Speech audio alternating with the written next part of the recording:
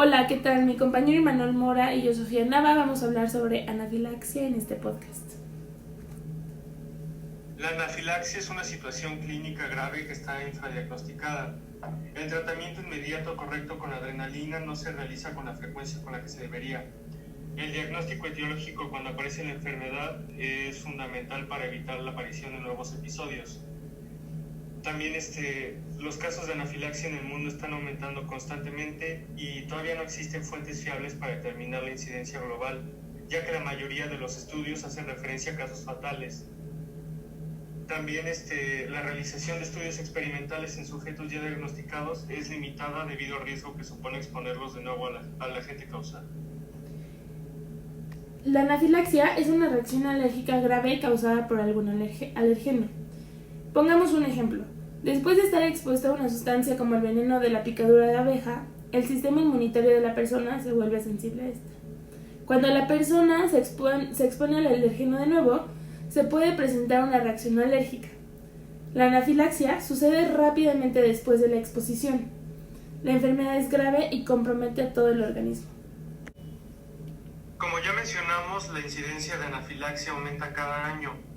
La mortalidad por la condición es rara y se estima entre 0.33 y 3 muertes por cada millón de personas al año. Sin embargo, puede ser mayor en pacientes asmáticos, adolescentes y ancianos con comorbilidades. Los medicamentos, alimentos y picaduras de insecto ocasionan la mayoría de los episodios, pero virtualmente cualquier sustancia capaz de inducir la degranulación sistémica de los mastocitos y basófilos puede producirla. Los factores desencadenantes varían con la edad. En niños, adolescentes y adultos jóvenes, la principal causa de anafilaxia son los alimentos, mientras que en pacientes de edad mediana y avanzada, las causas más comunes son los medicamentos y picaduras de insectos. En muchos países, incluyendo Colombia, no se conoce la epidemiología general de la anafilaxia, así como tampoco el panorama del manejo que se tiene de esta patología. Sin embargo, algunos acercamientos permiten identificar las causas más frecuentes de alergia en la región del trópico, entre las cuales se describen reacciones a vegetales, frutas, mariscos y medicamentos, lo que resulta ser similar a las descripciones en Latinoamérica, donde las causas más frecuentes de anafilaxia, como ya lo había mencionado Imanol, son alimentos en un 36.1%, medicamentos en un 27.7% y picaduras de insectos en un 26.2%. Son múltiples los agentes que se han descrito como desencadenantes de reacciones anafilácticas. Así, entre las causas más frecuentes de este cuadro clínico se encuentran los fármacos, algunos alimentos, el látex, las picaduras de dinópteros, el ejercicio físico y el frío. Todavía existe un porcentaje de casos no afiliados y que se engloban dentro del concepto de anafilaxia idiopática. Entre los fármacos, los antibióticos pertenecientes al grupo de los betalactámicos son los fármacos que con mayor frecuencia producen un cuadro anafiláctico. También hay que destacar el papel de los AINES, especialmente las pirazolonas, como causantes de reacciones anafilácticas. En cuanto a alimentos, en términos generales podemos afirmar que cuanto más se consume un alimento, más fácil es que pueda convertirse en alergénico. Si bien hay ocasiones en las que las sensibilizaciones pueden aparecer tomando poca cantidad de alimento e incluso con un intervalo de meses entre ingestas, la exposición a ciertos alimentos puede estar enmascarada por otros alimentos. Por otra parte, no debemos olvidar la posibilidad de reactividad cruzada entre alimentos, especialmente entre aquellos con proximidad taxonómica. También la sensibilización al látex y en consecuencia la incidencia en casos de anafilaxia secundarios a este alérgeno se encuentra en franco aumento. Ocurre de forma mucho más llamativa en la población sometida a mayor exposición, que puede ser personal sanitario, pacientes con espina bífida, trabajadores de la industria del látex, pacientes sometidos a hemodiálisis, multiintervenidos y otros tipos de personas. El látex presenta reactividad cruzada con determinadas frutas con las que comparte ciertos determinantes alergénicos, como el kiwi, el plátano, el aguacate y la papaya, por lo que un sujeto con hipersensibilidad al látex puede presentar una reacción anafiláctica al ingerir dichos frutos. Según los datos propios de la sección de alergología del Hospital Virgen del Camino de Pamplona, los medicamentos ocupan un 46%, los alimentos un 23%, las picaduras de los insectos un 14%, el látex en un 5%, el ejercicio en un 4% y el concepto de anafilaxia idiopática ocupa el 6%. El mecanismo fisiopatológico mediante el cual se produce la anafilaxia se conoce como reacción de hipersensibilidad tipo 1 o mediada por IgE según la clasificación de Kunz-Hell. En el proceso intervienen fundamentalmente tres elementos: el alérgeno, la IgE específica y las células diana, que en este caso es el mastocito y el basófilo.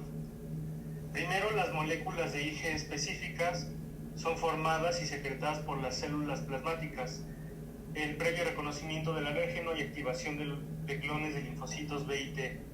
Estas moléculas de IgE específica poseen la capacidad de unirse a los receptores de alta afinidad para la porción Fc que mastocitos y basófilos expresan en su membrana. La reacción se desencadena cuando los alérgenos sensibilizantes se adhieren a los sitios de unión presentes en la región FAB de la IgE que ya se unió a la célula diana, lo que va a poner en marcha una cadena de acontecimientos que van a llevar a la degranulación celular y a la consiguiente liberación de mediadores que son responsables de los síntomas clínicos que se observan en un caso de anafilaxia.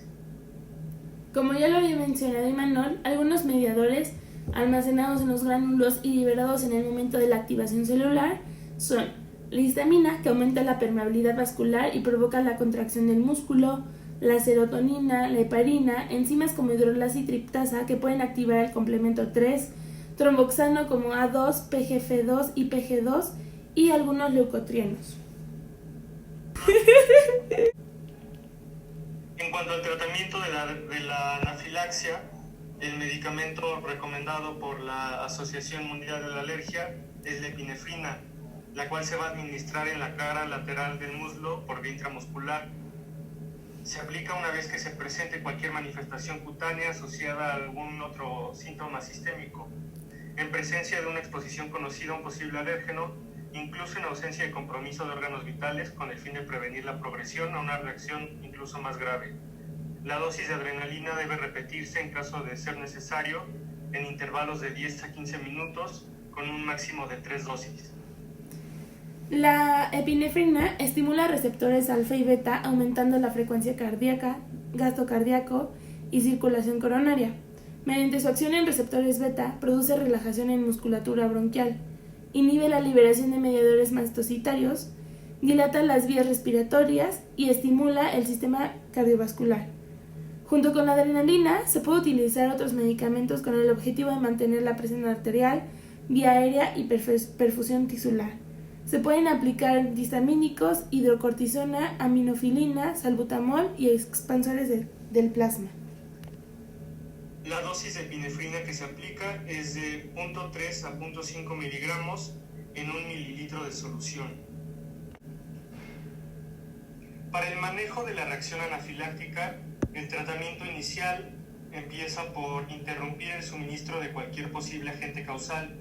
Después, como ya mencionamos, se administra en el muslo lateral epinefrina con una dosis máxima de 0.5 miligramos y esta dosis se puede repetir de 10 a 15 minutos hasta 3 veces. Se puede emplear EpiPen, que incluso se puede inyectar a través de la ropa, y el paciente se debe poner en posición supina en caso de que haya shock.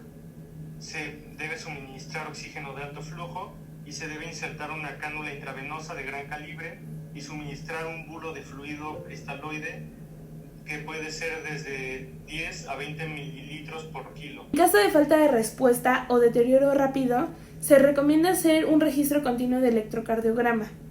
Suministrar más rápido el fármaco en caso de colapso cardiopulmonar y se debe considerar ventilación asistida e intubación endotraqueal. De ser imposible, realizar una cricotiroidotomía. Ventilación asistida e intubación endotraqueal.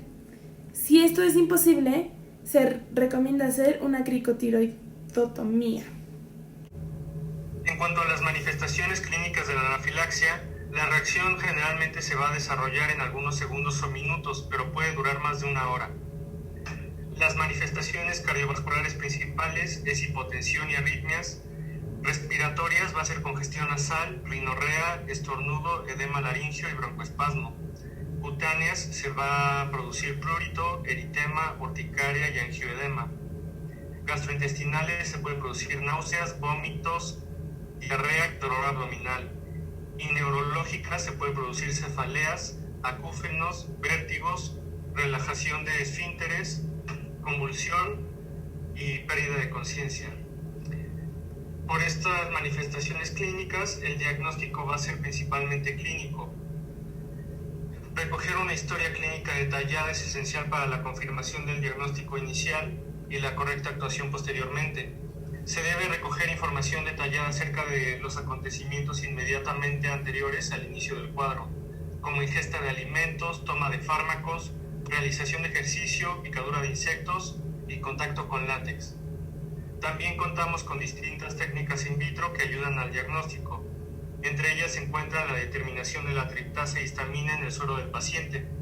La triptasa es una endoproteasa presente de forma exclusiva en mastocitos, de manera que resulta ser un marcador selectivo para identificar la activación de los mastocitos. Además, la triptasa tiene una prolongada vida media en sangre. Estas dos características hacen que la triptasa sea óptima en el diagnóstico a posteriori de la anafilaxia. Puesto que la concentración plasmática de triptasa es máxima a los 45 minutos de haberse iniciado la reacción, la extracción de la muestra se debe realizar después de 1 hora de inicio de los síntomas. Como ya mencionamos, en cuanto a factores de riesgo, los adultos tienen una mayor predisposición que los niños para padecer una reacción anafiláctica.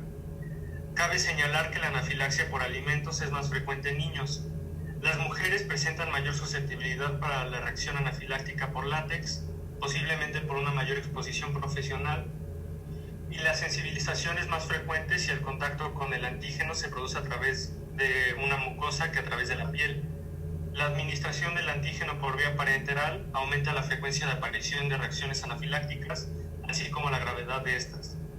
Entre los sujetos atópicos existe una mayor incidencia de anafilaxia debido a alimentos y al látex. Y los sujetos sometidos a tratamiento con betabloqueantes, aunque no presentan una mayor incidencia de anafilaxia, presentan cuadros de gravedad mayor. En conclusión y resumen de lo que hemos discutido hasta ahora, un diagnóstico, como ya lo había mencionado Imanol, acertado en la anafilaxia permitirá un manejo rápido y oportuno. Se considera necesaria la valoración por el especialista en alergología para aclarar mediante diversas pruebas los agentes causales y diversas patologías subyacentes asociadas. La educación médica continuada constituye una estrategia fundamental para consolidar y mantener los conocimientos necesarios para manejar la anafilaxia.